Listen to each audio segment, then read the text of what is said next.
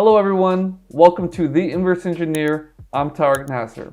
If you're looking for ways to stay organized while working on multiple projects, well then you're Just kidding. I'm about to reveal some easy ways to help you stay organized while working through your daily and weekly goals without having you spend a lot of money or wasting your time.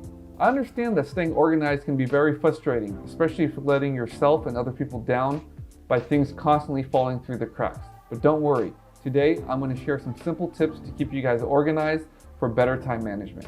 Before we jump in, let me share a little bit of my background. As a committed family person with a wife and 2 kids, I navigate a very busy schedule. That schedule includes a very demanding W-2 job, a very demanding side hustle investing in real estate, as well as trying to create content to help others along their journey. I'm always looking for ways to be more efficient and increase my productivity. I'm about to share some things that have worked well for me. Tip 1. Use a calendar or planner. No shit. All kidding aside, it doesn't matter what you use, whether it's a calendar or a planner, you need to choose something and stick to it. It could be digital, it could be physical, like a handwritten notebook. Again, it does not matter, but give yourself at least 2 to 3 weeks to really try it out, stick to the system, and see how it works for you. I personally use a software called OneNote. OneNote is free, it's a Microsoft product. I use a 2016 version. I know that there's a newer Windows 10 version. I like 2016 because I'm familiar with it. I've been using it for many years and I don't want to switch. A couple other things that I like about OneNote is that I can use it on my computer, I can use it on my iPad, I can use it on my phone. No matter where I'm at, if I need to enter something into my to-do list, I could enter it into one of those pieces of hardware, and wherever I go, say I enter it in my phone and 2 days later I pull up my computer, the information will still be there. As well as if I cross something off on my computer, I could go pull it up on my iPad and I can see that it's been crossed off. So let's jump in and I can share how I use OneNote for my personal organization. The way OneNote works is here on the left you have multiple, you can make as many notebooks as you want. I have a notebook dedicated to specific projects I'm working on. Each notebook can contain an infinite number of tabs, and each tab can contain an infinite number of pages. What I like to do is just at the very least, every notebook I have a to-do tab. That to-do tab contains of my to-do list that I need to get done to try to move things forward. The other tabs I use just to keep notes on anything I need to recall at a future date. For example, this personal to-do notebook contains my to-do list with many different things that I do on my personal life, such as real estate, trying to get properties, a specific real estate investment I'm working on and trying to do the construction through it, as well as stuff for YouTube to try to create content to help you guys. This next notebook is specific to a major project I'm working on for my W-2. Here's my to-do list. I color code things I need to try to get done for that day to move the ball forward. Things that are completed, I strike out, as well as do check marks. And then every week I pull a list forward and think about what I got to get done for the week. As well, if things pop up daily, I add them to this list so they don't, fall through the cracks. Then I have my other projects for my W-2 job, project B and C. They're kind of set up in a similar format.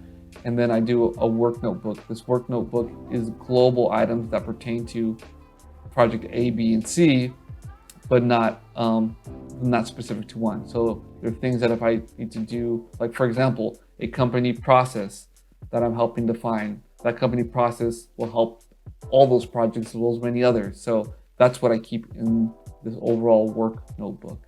But as mentioned, the reason I like to use this is because it's digital. I can copy it week to week. I can move things up or down the list. I could color code very quickly. I can use different hardware such as my laptop, my phone, my iPad, and I can make updates to any of those items and they go to the cloud and then they get reported back to whatever hardware I want to open it up. So it's really easy for me to keep track on. And this is what I use that's been helping me chip away at a lot of things I need to get done and make sure that, again, nothing slips through the cracks. As well as, when I'm working on a project, if there's external meetings, I could keep all my meeting notes here, internal meetings, the various different aspects of my job, what I'm working on. I can go here and just pull up a bunch of different meetings as they progress. So that's the reason I like OneNote. I've tried many different systems in the past. I've used physical notebooks with a multicolored pen that you spin the pen and it switches between colors such as red, blue, or green, and you can make notes in it. I somewhat like doing physical to-do lists, but if you need to update something, you have to always handwrite it, and it's like, I'm trying to be efficient here. I'm not trying to, always write things over and over again. So if I could do it in digital format, that helps me. Yeah, I've switched to many different systems. This seems to be the best system that I've stayed with for many different years. So hopefully you guys find that helpful.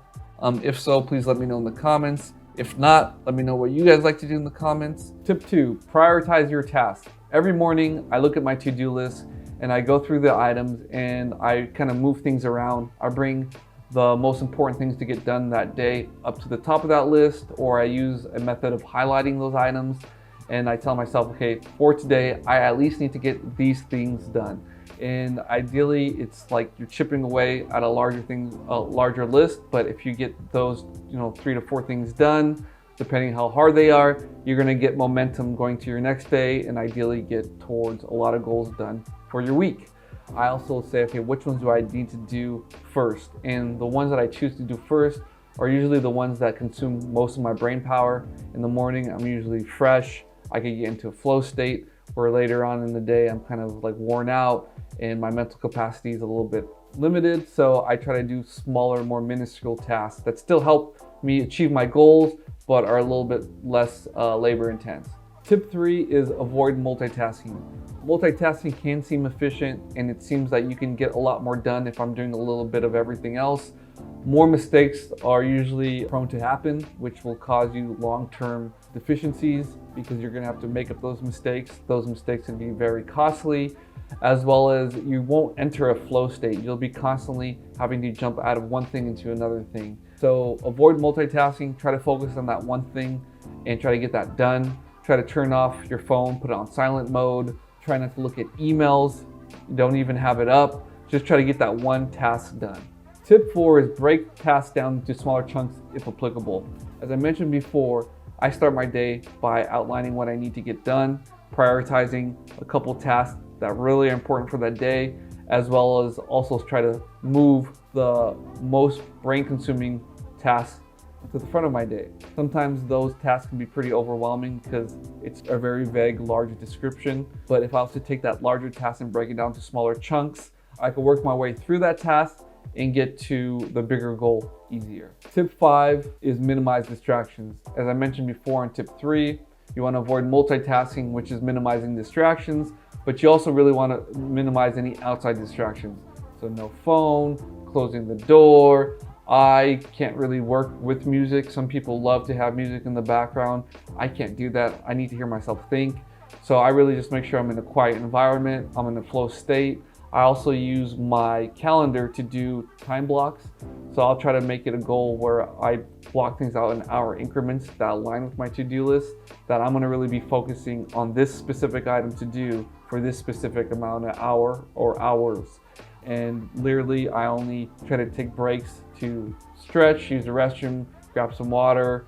Other than that, I'm not doing anything else. I'm not listening to any outside information, any outside communications. I'm not checking social media.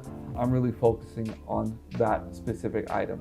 So those are some simple productivity tips and organization tips that I have to share with you. At the end of the day, it's really about being organized as possible, keeping an active to-do list, starting your morning out by prioritizing your to-do list, making sure you're working on the biggest items first and still trying to get the smaller chunks done at the end of the list. And I know it can be overwhelming, but at the end of the week, if you keep taking small chunks off your to-do list, you're gonna make big strides and momentum near the end of the week.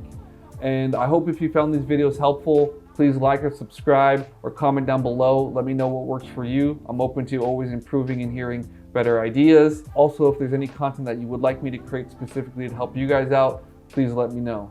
I'm Tarek Nasser, signing off as the Inverse Engineer. See you guys later.